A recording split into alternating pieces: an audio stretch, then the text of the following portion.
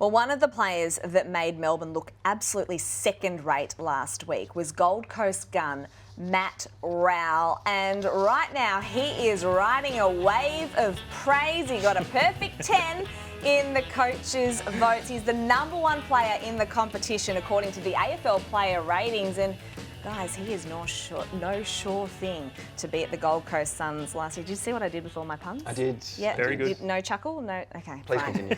I will continue. And as we roll the tape, let's take a look at the evolution of Matt Rowell. And we know that he entered the AFL with just so much expectation, given he was the #1 pick in that 2019 draft. He debuted in round 1 the following season, but he really made a statement in his second game of league footy. He polled 3 Brownlow votes in that game, and then the next week, another 3, and the week after that, another 3, and then, as we know, round 5, his season was cut short with that awful shoulder injury. But he's such a student of the game.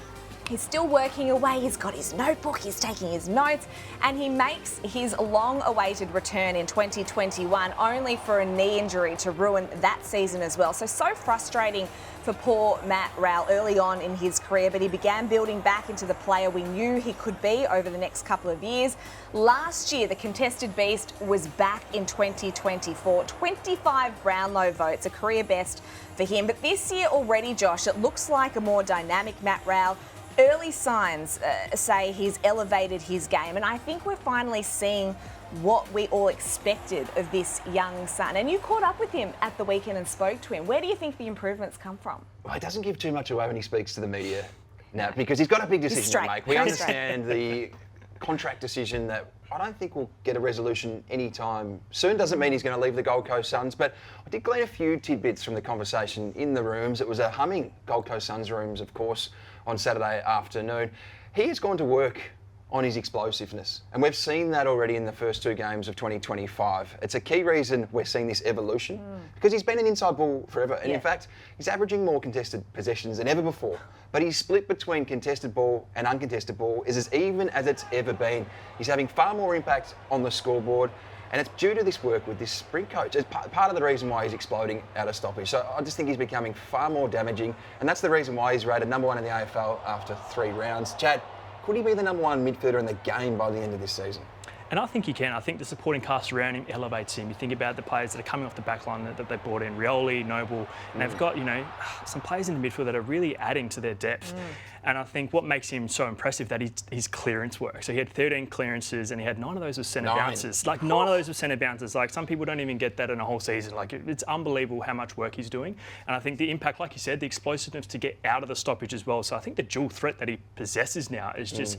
It's like super clever what they've done, and I think he's really, obviously, he's a studious of the game, and just how he's developed is really impressive. And the Suns are really exciting to watch at the moment, Josh, and we've heard Coach Damien Hardwick talk about them discovering their identity, and there's a little bit of a theme around it this year too. Well, no one does themes like Damien Hardwick. He did it for more than a decade at Richmond, and he used little bits and pieces like NFL helmets, vinyl records. He used hammers at different times. He wrote letters. He had greats write letters to the club. But as you can see on the screen right now, Tap Tap was a theme that was used on the weekend.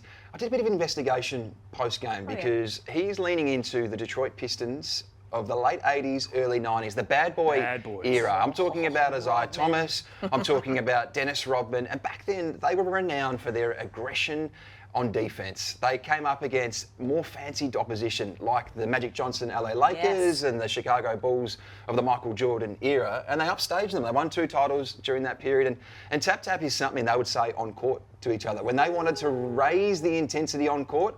So Matt Rowell, Noah Anderson, Tuke Miller and those types in the midfield, they were saying that on ground at the MCG on Saturday. Well, they're going to have to tap on Saturday because it's a huge test for the Suns. They face Adelaide at People First Stadium. I'm really looking forward to this game. Isaac Rankin faces the Suns again, his former side. And Chad, the way that he has transformed himself into a midfielder this season has been so impressive. But what makes him so damaging? Well, he's always had that class. So he's been a small forward. He knows how to take the opportunity when it arises. But what I suppose is really impressive now is his clearance work. He had a team high 8 clearances on the weekend. He had 30 disposable. But what's the most impressive thing about that is that 19 of those disposals was contested. So you think about the midfielders who are very classy. Normally it's on the outside, like they're getting the handball, then they're finishing off. He's doing both, and it's super impressive. I hope that he can keep it up. I know they haven't had the best opposition they've come against last 2 weeks, but I think this week is going to be a big test for both of them.